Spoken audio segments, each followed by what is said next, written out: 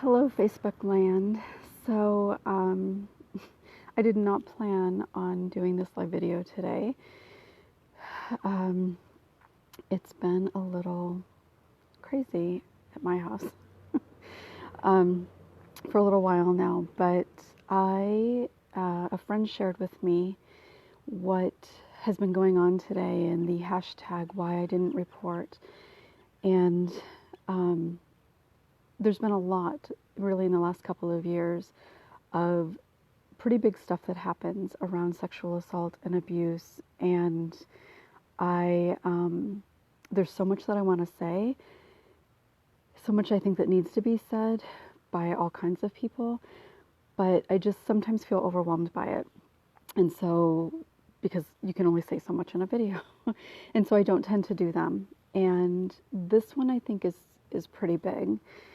They're all pretty big, but I think that this one, and just with everything that's going on and thinking about what this means for a generation or more to come, is really significant. And I know that so many of you, most of you who follow me, can absolutely relate to why I didn't report. And it's not even about reporting in a criminal manner. It's why I didn't tell. It's way beyond, way more, way bigger than just why I didn't report. And for somebody, anybody really, but especially somebody that has so much power in the world, really, to suggest, to say, to repeat the crazy idea that if something happened, it would have been reported. It's insane, like crazy. And for people to buy into that.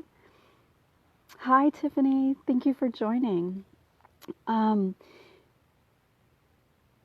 somebody to say that, for that idea to continue to be repeated by so many different people, mostly men. There are women too, though, but mostly men, is infuriating. It's absolutely infuriating. And I have never known. I've done this work for 20 years, and I couldn't even tell you how many people I've worked with, not to mention the people that I know in my personal life who have been abused or assaulted as a child or an adult, and who didn't tell, and certainly, sure as hell, didn't report it to the police. In fact, very few people, I can probably count on one hand, with all of those people that I know, one hand, the people that actually reported it in a criminal manner. Because people do not report. And for anybody out there who says that they should, or if it was bad enough, or if they truly didn't want it, fuck you. That's what I've got to say to you. Enough. It's got to stop. Hi, Jenny. Hi, Laura. Yeah, most absolutely don't. And when stuff like this happens, the reason that I'm feeling emotional about this right now is because I'm pissed. Because this isn't just politicians or people well known. These messages are spread all over. Our friends, our family members, the people in our communities, the police who are charged with taking statements and being there to support victims. They believe it too.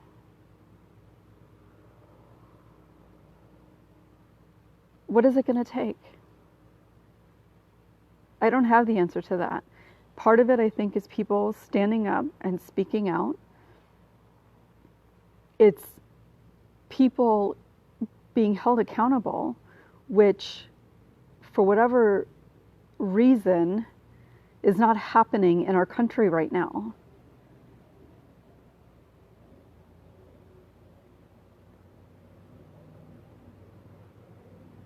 And it's easier to think that something didn't happen. And this happens in families every single day.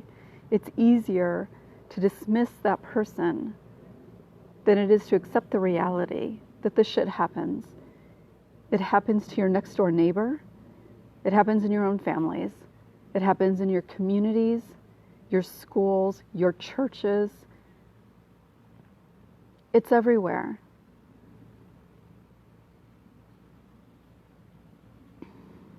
Hi, Amber. So a friend shared with me the hashtag, and I got on Twitter and kind of just looked through some of the things, and most of it, most of what I saw are things that I could relate to personally. And everything that I saw was something that I've heard from other people. There's so many reasons. I shared my own example of why I didn't report. And there's a lot of reasons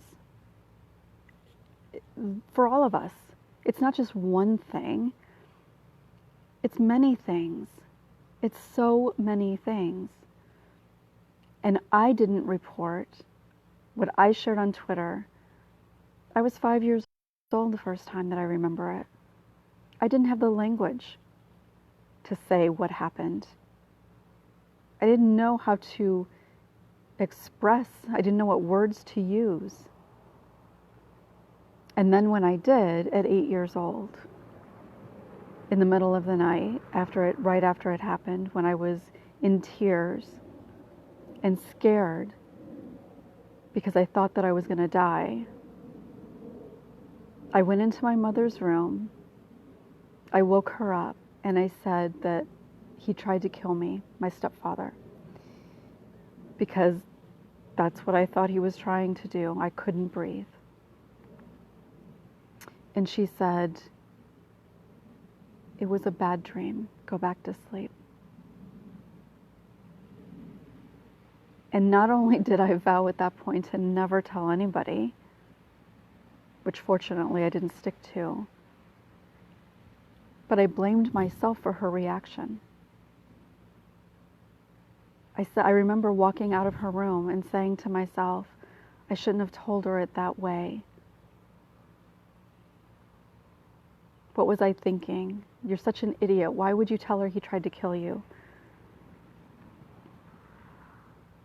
And everybody's story is going to be a little bit different, whether you tell or you didn't tell. The reality is, the reactions are pretty much the same. I can't tell you how many people I know who did try to tell somebody, maybe not immediately, maybe it was several years later, or even as an adult. You try to tell somebody close to you, a family member, a partner often. Partners are sometimes more likely to believe you, but they dismiss it. If they actually believe it, if they say that they believe you, they say, well, it was a long time ago. Well, you know, he had a drinking problem. He was so stressed out. He didn't mean it, right? How many of you have heard stupid shit like that? That's what we're told all the time. As an adult, my mom asked me when I wouldn't praise the man who abused me for 8 years of my life. She asked me why I wasn't saying anything when she kept going on and on about how great he was.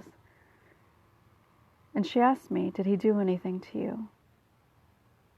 Or why, or something, I don't remember exactly what her words were. And I said, or she said, wasn't he? And I said, no. And she said, did he rape you? And at that time, my understanding of everything was, well, no, he didn't rape me. And she completely dismissed it. And that was it. And those are the kinds of responses that people are getting, children get, adults get, whether they're telling a family member, a friend, or the police even. And then, when you get that kind of reaction, There's no way you're going to try to tell somebody again. Why the hell would you?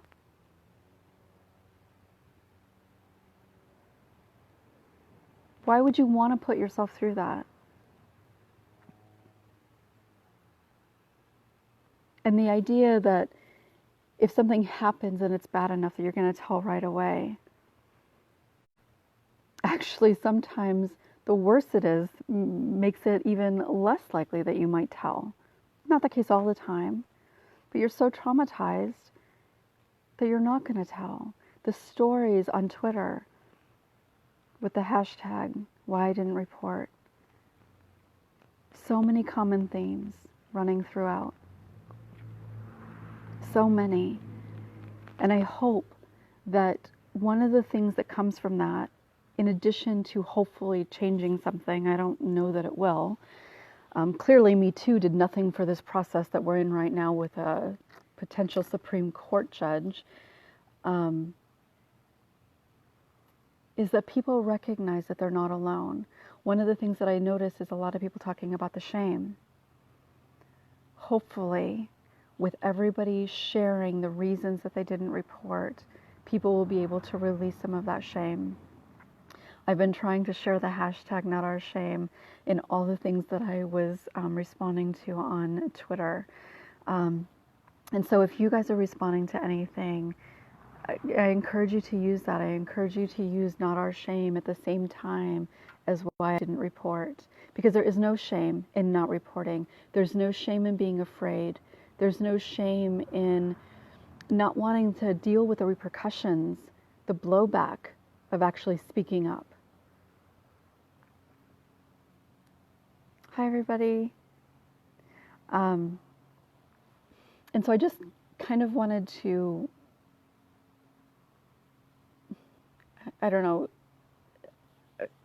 I've been encouraged to speak about stuff when it's going on. And as you can see, I was not at all prepared to do a Facebook Live today, to do any kind of video work today, because I'm in the middle of remodeling and I've got drywall dust all over my clothes. Clearly, I have no makeup on. My hair is a mess. I'm looking at my patio and my furniture is covered because there's so much dust out here from the house. And but here I am, showing up and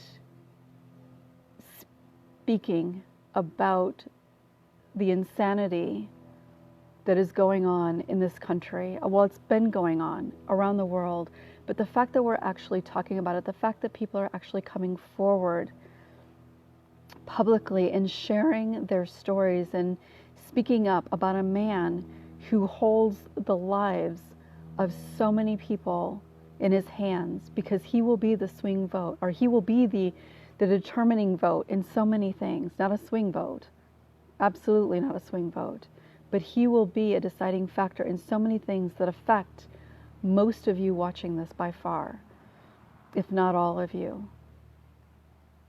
And the fact that somebody has come forward and given such detail about what he did to her, and people are so quick to dismiss, and not just the politicians, not just the politicians.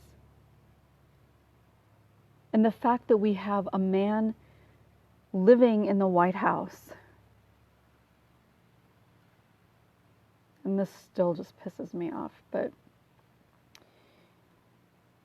who had 16 women come forward, or 17 women come forward, and yet enough people voted because they're not believed. Because if it happened, why didn't they come forward before? Whatever the reasons.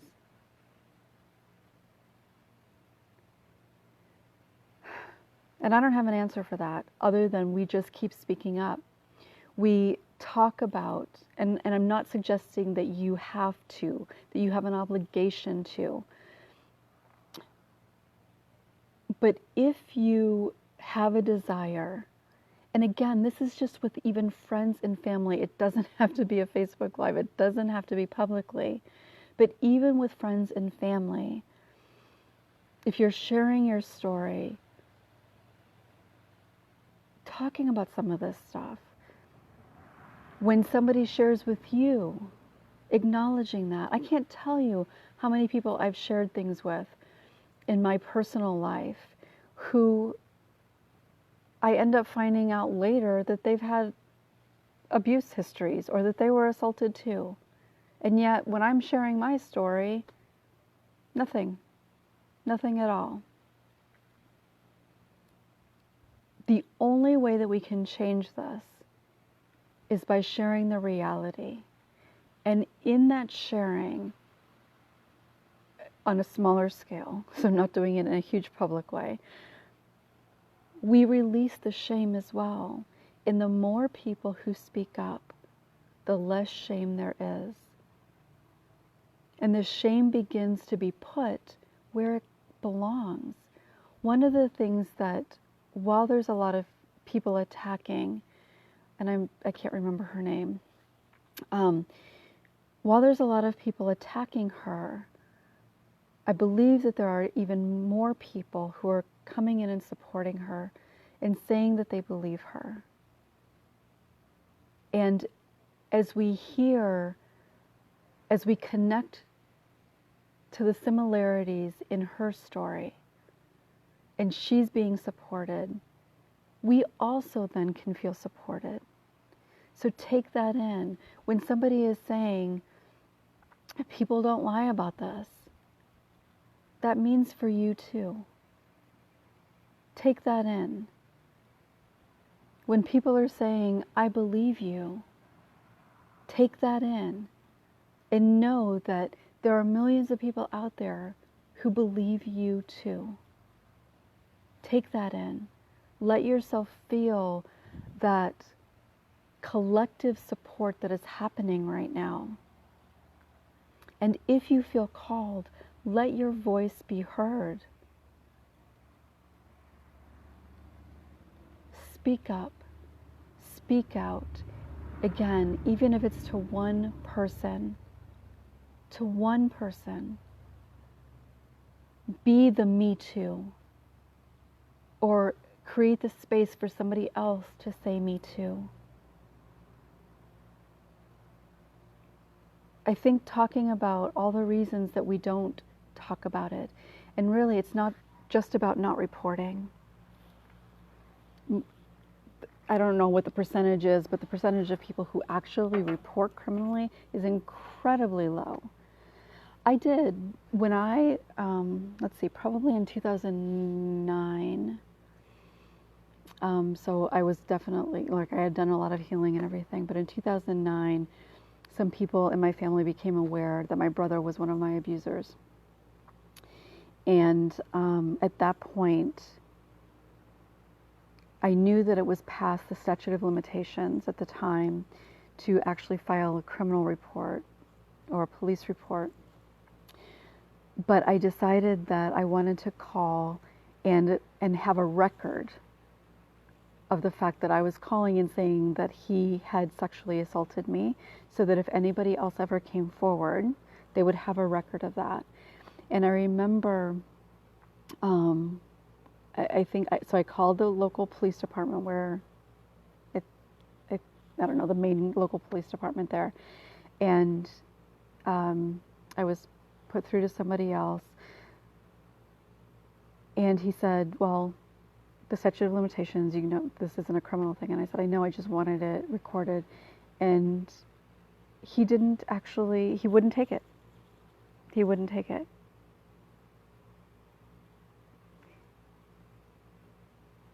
And that's pretty frustrating.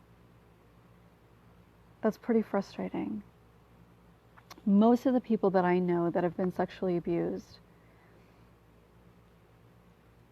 there's probably, maybe, out of everybody that I know, maybe 5% of those people, actually told somebody, or a person in authority anyway, but even really telling anybody at all. But Very, very few people actually tell somebody in a position of authority as children. Very few people. Even telling a friend often doesn't happen until adulthood.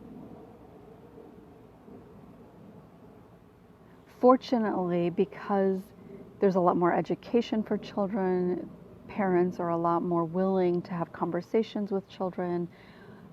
Hopefully that's going to continue to shift a little bit. But the reality is that anybody over the age of probably 20 even, the likelihood of them telling anybody as a child is incredibly small. And if you've done anything that you think you shouldn't have been doing, this is important. If you think that you shouldn't have been doing anything, whether you were 5 years old, 15 years old, 25 or 50 years old, if you were doing anything that you feel like you shouldn't have been doing when you were abused or assaulted, not only are you not going to tell, you're going to blame yourself for it happening, and it's going to lead to shame. And the thing about that is that even if you weren't doing anything that you shouldn't have been doing, and that could be any number of things that really were perfectly okay for you to be doing, if you believe, you will make up something. Even if you actually weren't doing anything, you will find a reason to blame yourself for it. Well, I should have trusted my instincts. I shouldn't have been out that late. I shouldn't have trusted him. I shouldn't have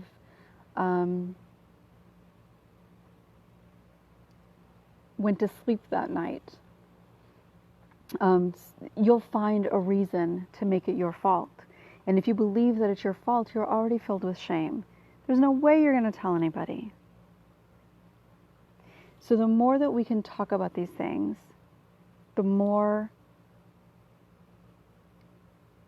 people will be educated. So a lot of this is just pure ignorance. People really not having the understanding, the education around it. Some of it is stupidity because they might know better, but have no interest in being a decent human being or enlightened, or they're too afraid of their own stuff to face the reality. Whatever the reason that you didn't tell, there's no shame.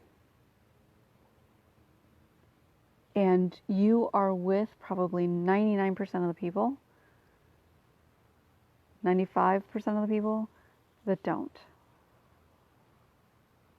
I stand with you. I stand beside you. And together we heal. Together we heal. Together we change.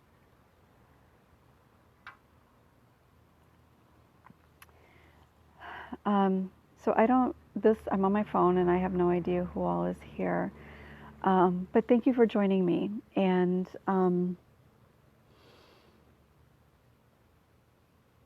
just know that you're not alone. Know that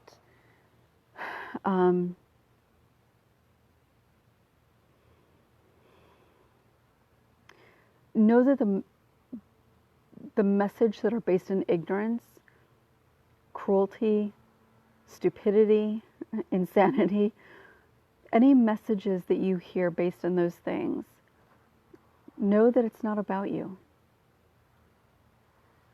It's not about you. It's exactly the things that I just said. And so often the people in our own families, that is the case. Other than my mom, I'm very fortunate that the first person that I told who was a family member believed me and was incredibly supportive. But I know that for many of you, probably by far the majority of you, um, do not have a lot of family support, do not have a lot of close support. And just know that you're not alone. There are people in your circle that you know in your personal life who struggle with some of the same things. And together we heal. Hi, Kara. Hi, Kim. Hi, Kristen. So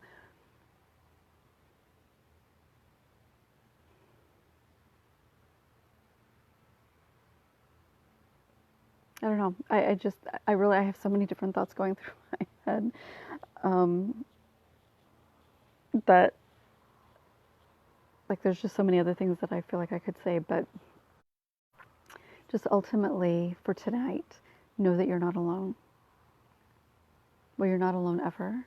Uh, but tonight, wherever you are in the world, at this moment in time, we're sharing this space together. We understand one another. There is no judgment. There is only solidarity. We know what that's like. We know the pain. We know the struggle. We know the frustration. We know the shame. And the shame is not ours. It has never been ours. And not only is it our perpetrator's shame, but it also belongs to all those people out there, not just right now, at all times. It also belongs to those people who shame those who are willing to come forward. Those who suggest that people are trying to get attention. There are so many better ways to get attention.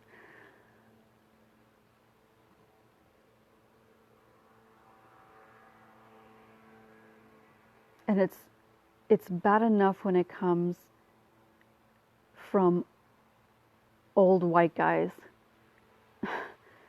who are running our government. But it's not just coming from them. And that's one of the things that is so frustrating. And disheartening.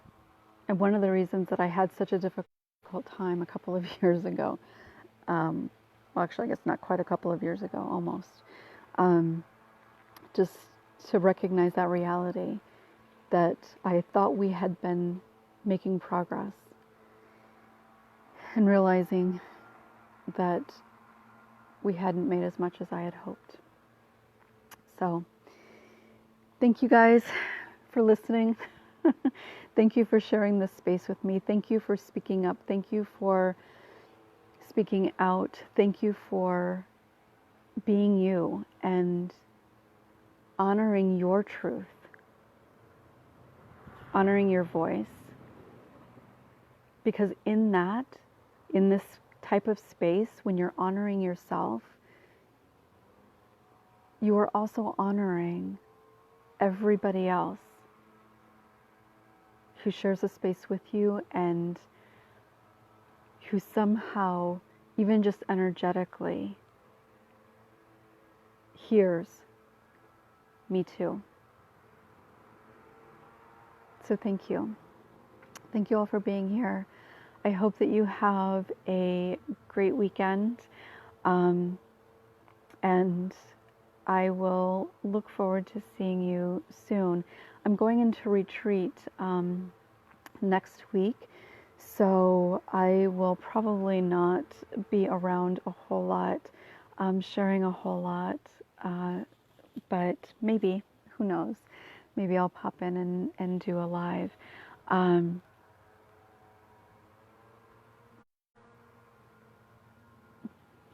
so take care. Have a great weekend, and I will look forward to seeing you soon. Bye.